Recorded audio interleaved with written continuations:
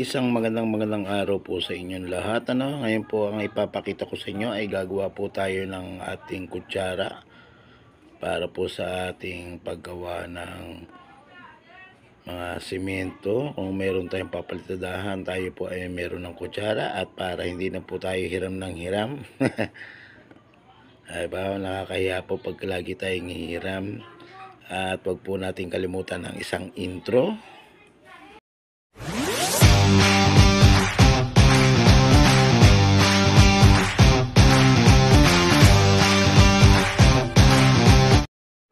Siyempre po, sa paggawa po ng ating kutsara, kailangan po natin ng plancha, no? Ito po ay planchang gagamitin natin ay stainless. Ito po ay mga natira sa ating mga ginagawang mga trabaho.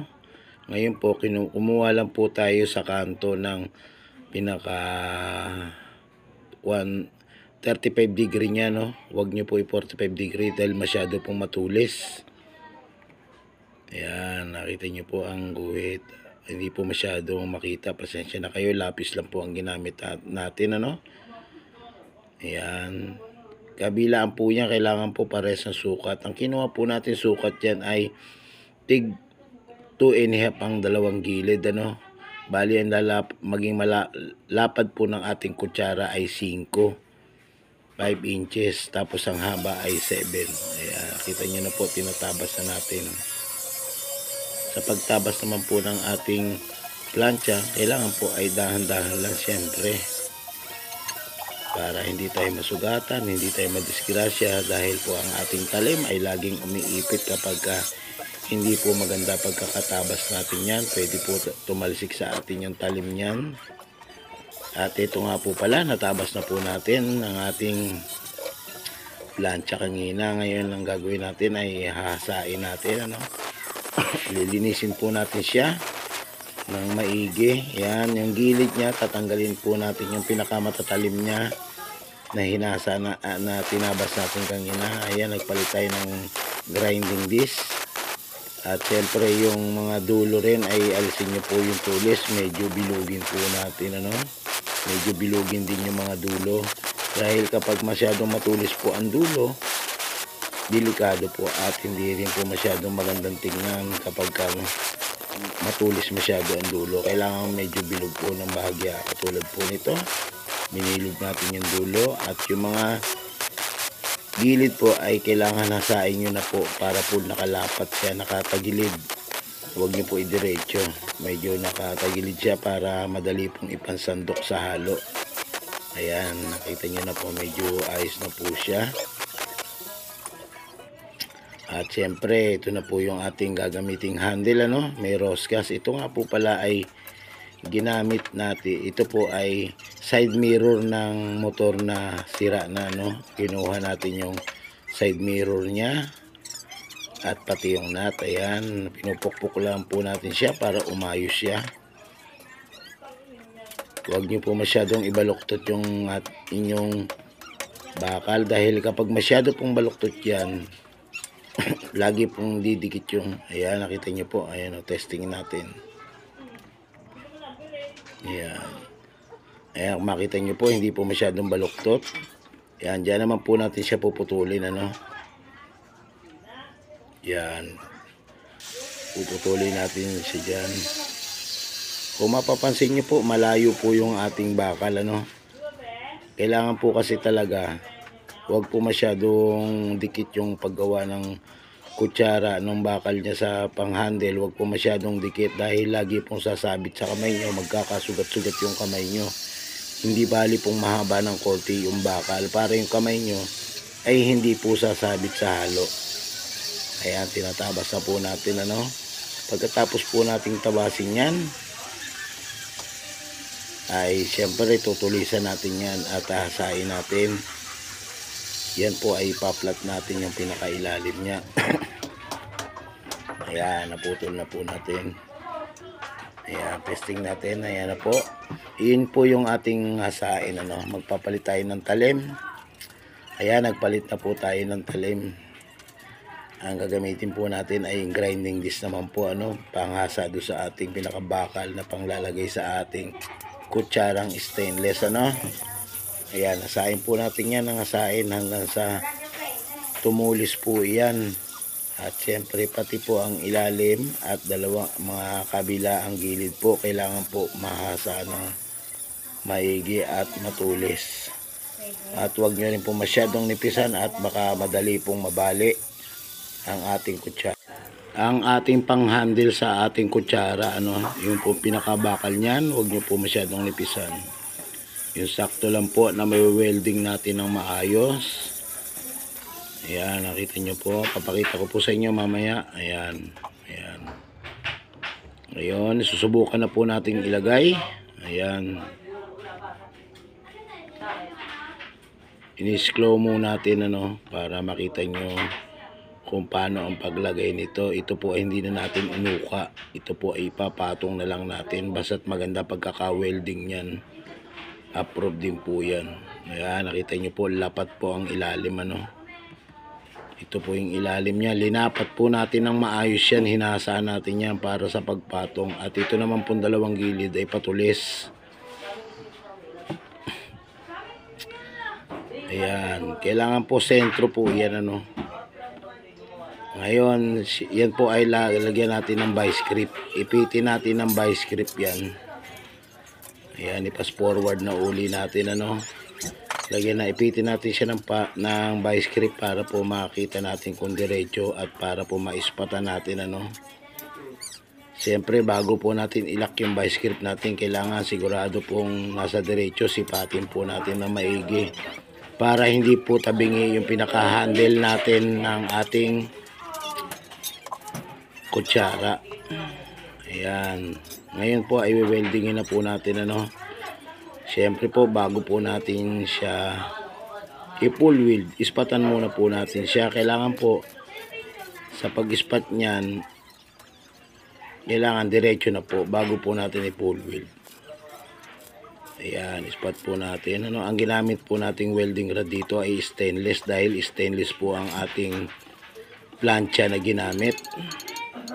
Siyempre taktakan po natin ng konting pinag-weldingan. Ngayon, i-full weld na po natin. Tinanggal na po natin yung vice grip. Ngayon po, full weld na. Ayan, weldingin na po ng maayos. Kahit 3 patong po para mas maganda. Pero wag pong sunod-sunod yung pag-welding, Dahil ang ating pong plancha ay pwedeng matupi kapag sunod-sunod po ang ating pag-ispat ng ating welding rod. Dahil babaluktot po yung ating plancha, papangit din po tignan yung ating kutsara. Hindi rin po masyadong mas magandang tignan. Kaya kailangan po dahan-dahan lang po ang pag-ispat. Yan, hindi po mayat-maya, konti. Huwag niyo po hayaan magbagong baga. Dahil pag bagang-baga po iyan, babaluktot na po yung ating plancha. Ngayon po, sa ibabaw po yung kinuha natin bakal kanina ay weldingin natin. Ayan, yung makita nyo po may thread. Weldingin po natin yan, pati yung kasabay na po yung nut. Ayan, hanggang sa ma-welding po yung nut, pati po yung tornilyo na pinutol natin kanina, kinabit natin dyan. Para yan po yung mistulang magiging itutusok natin do sa ating kahoy na gagawing handle, Yan, dyan po natin pinakapit yung roscas. Ganyan po ang paggawa ng kutsarang de roscas, Dahil mas maganda po kasi pag de roscas, pwedeng baklasin. Ipasok sa loob ng bag, kakasya po sa loob ng bag. Ayan, kung makita nyo na po yung ating thread, Ayan. Ayun, na-testing natin, Success na po. Ngayon, puputulin po natin yan, hasain, tutulisan din yan. At ipapasok natin dyan sa ating kahoy, Ayan. Tara, let's go. Putulin natin. Ano pa ba ang gagawin? Siyempre, magpapalit tayo ng talim. Ang ating pong talim na gagamitin ay cutting disc, Ayan. Palitan natin ang cutting disc dahil pang cutting ang kailangan natin. Putulin na natin siya. Sa pagputol po nito, kailangan din po ay lagi pong tayong dahan-dahan, dahil pwede pong tumalsik yung talim na yan. Ayan, dahan-dahan lang po sa pagputol. Kahit wag nyo na pong sagarin kagad sa pagputol, baliin na lang po natin para mag-ingat tayo sa disgrasya. Ayan, katulad po ng ginawa ko na to, o binali ko na lang po yan. Siyempre, nag-iingay. Ayan, hasain naman po natin yan. Siyempre, magpapalit ulit tayo ng talim, ano? Ayan. Ang gagamitin naman po natin talim ay pang grinding disc para po mahasa natin yon at matulisan. Ayan, tulisan lang po natin ang tulisan.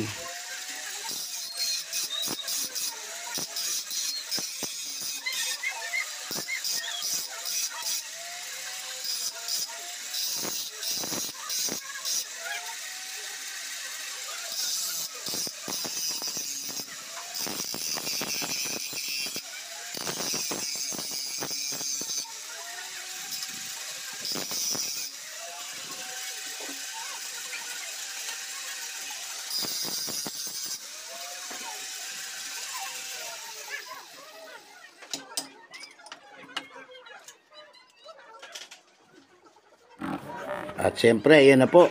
Matulis na po, ano? At syempre, tinesting lang natin yung roscas. Yan, dagdagan pa po ng ating tulis. Yan. Syempre, pag na-testing na, ay matulis na yan, isasaksak na po natin yan sa ating kahoy na kinatam kanina. Hindi ko na po ipinakita sa inyo kung paano kinatam yun at binilog. Ito lang po ang ipinakita ko sa inyo, yung paggawa ng kutsara, no? Yung handle, hindi ko na ipakita dahil basic lang naman yun. Ito lang naman ang importante, yung pinaka-thread natin para matutunan nyo yung paggawa ng kutsara na de roscas. Ayan. Ayan, syempre matulis na. Subukan natin. Ayan. Gatlaan natin yan. Yun po yung pinakagatlaan natin. Ngayon, ang gagawin po natin dyan ay gagawa naman po tayo ng pinakasingsing nya, no? Ito po ay tubular. Tatabasin po natin yung ating tubular na yan para kukuha po tayo dyan ng ating pansingsing sa ating kahoy na kinatam kanina para paglagay ng ating kutsara ay hindi sumabog ng kahoy, no? Hindi po siya masira. At pag dinagay yung kahoy, lalong sumisikip yung ating singsing na sa kutsara. Ayan. Hindi na nga po natin sinagad ang pagputol dahil delikado. Pinukpok lang natin yan, no? Tapos pinamitan na ng vice grip.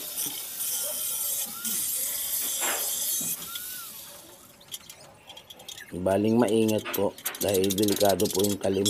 Ayan, natanggal din naman. Ngayon, siyempre, bibilugin natin yan. Kumuha tayo ng tubo na 3/4 na GI pipe. Ayan. Diyan po natin sinandal para makagawa tayo ng bilog niya. Pinakaparang singsing niya. Ipitin po natin ng maigi dyan at pukpukin ng pukpukin hanggang sa makagawa tayo ng bilog, ano. Ayan, siyempre, katulong din ang ating vice grip sa paggawa ng pagbilog. Ayan, pukpuk uli hanggang sa mabilog natin ng maganda yan. Ayan na, malapit na natin makurbada. At siyempre yung sobra, putulin na natin.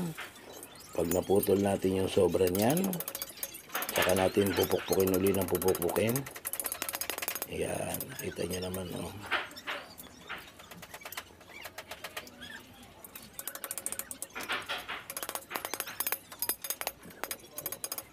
Yan, pupukpukin uli natin hanggang sa lumapat yan, hanggang sa mailapat natin yan. Kailangan nasa lapat yan.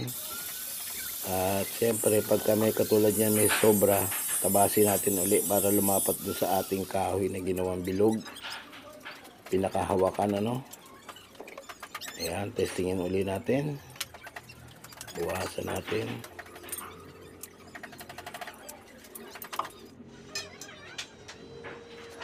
Mas mahirap magtanggal yung pinakamaliit. Ayan, nakita nyo na po, nabuo na natin, ano. Ayan, vice grip muna natin, iipit natin dahil para po iyan ay ma-welding natin. Iyan po kasi ay weldingin natin, no. Pagtapatin po natin yung gilid. Ayan, weldingin po natin yan.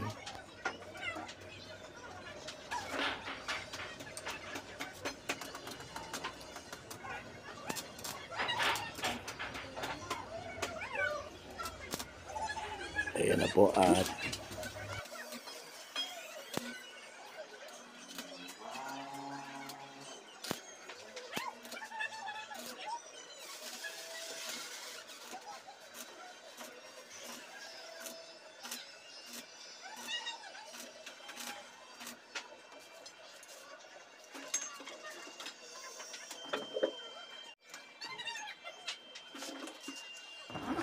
ngayon, isaksak na po natin sa kahoy. Subukan po natin yung ating ginawang bilog na singsing. Ayan.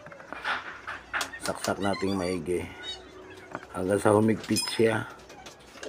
Kailangan po nasa sentro, no? Isaksak ngayon natin yung ating kutsara na ginawa. Siyempre, huwag natin kalimutang barinahan. Hindi na po natin susunugin yung bakal para isaksak. Barena lang po, medyo mahigpit lang dahil maganda naman yung ginawa nating singsing. Bakal naman, tubular, makapal, kaya hindi basta masisira yung ating kahoy, ano. Ayan, nagpalit tayo ng talim. Ang gagamitin po nating talim ay 1/4 na pang kahoy dahil kahoy po yung ating babarinahan. Ayan, saksak pa natin maigi para mas maganda. Ayun, simulan natin barinahin. Sa gitna po natin babarinahin to, ha. Yan. Barinahin lang natin sa gitna. At siyempre, pag nalabarin natin yan, pwede natin ilagay yung ating kutsara na may tulis. Medyo masikip. Yan. Kailangan po talaga medyo masikip. Mas maliit po yung talim. Ngayon, papaluin natin ng papaluin hanggang sa sumagad siya, no. Ayan, putulin natin yung ating kahoy, bawasan natin yung handle dahil medyo masyadong mahaba ang ating kahoy, kaya kailangan natin bawasan. Yan, kung mapapansin nyo po, ang ating bakal sa kutsara ay malayo, ano, para hindi po dumikit yung ating kamay sa halo. Yan, palo lang ng palo. Yan, ayos na, nabuo na natin. Bukin pa natin para masikip. Yan, oh. Kita nyo naman, sinilip kong maigi yan para sentro-sentro, para maganda tingnan at maganda ihagis gamitin. Ayan, oh. Ito pong gilid na yan ay lalagyan natin ng bakal, ano, weldingin natin. Kahit welding rod pwede na. Ayan, nakita nyo na po, oh. Dinesting na natin, ano. Maganda ng kutsara natin. May kutsara tayo na maayos. Hindi tayo hiram ng hiram sa kapitbahay. Hindi trade pa. Kahit saan tayo magpunta, pwede natin bitbitin. Oh, maliit lang kasi sa bag. Ayan, na-welding na po natin yung pinakaibabaw niya, no? Yung main nut. Para dagdagan po natin ng welding. Para hindi po siya matanggal yung pinaka-thread niya. Ayan, dagdagan po natin. Punuin natin para mas matibay. Dahil pwede po kasing matanggal yan pag ginagamit na sa semento, pagpalo-palo ng hollow block, pagpalo sa mga alambre.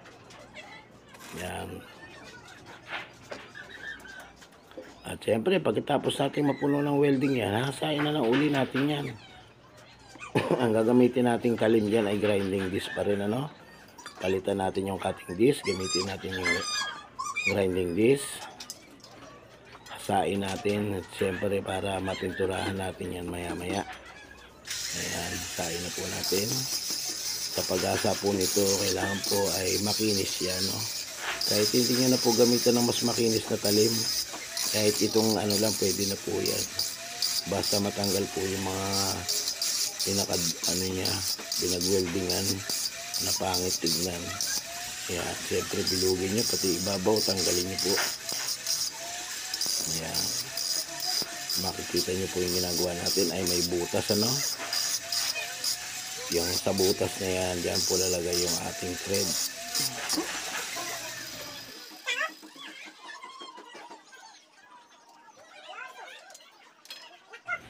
Ngayon naman po ay lilinisin natin yung pinakadulo ng ating kutsara, ano, yung may thread, para pagka isinuot po natin doon sa may thread, mabilis pong may susuot at mabilis ang pagkaka-thread niya. Siyempre, umpisa na po natin linisin din yung ating kutsara, yung ating winilding kanina. Hasain po natin yan, linisin natin ng maganda para maayos yung ating kutsarang ginagawa. Ayan, para may kalidad talaga yung ating ginagawa. Ayan, ayos, mahigpit na, approve. Pwede lang gamitin. At syempre, ayan, nakita mo, hiniwalay ko ulit. Syempre, bago po natin gamitin yan, pipinturahan muna natin yung ating hawakan. Diba? Ito po pala ay Pilox na itim. Ito lang yung ating available na gamit. Ayan.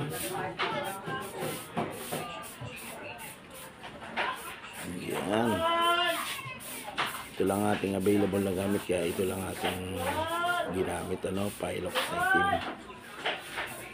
Mga tira-tira din sa mga pinagamitan natin project. Ayan. Nakita nyo, may sarili na tayong kutsara na hindi na tayo manghihiram dahil yung isa pong kutsara ko ay sira na. Nakita nyo, ang ganda na. May kutsara na tayo. Pwede na po natin gamitin niya kahit saan. At yan po ang ginawa ko ay medyo malaki. Pwede po niyang pang-asintada.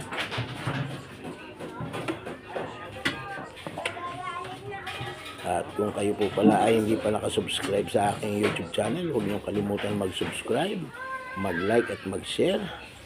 At pakidalaw na rin po pala ang aking Facebook page. Maraming pong salamat. Bye-bye!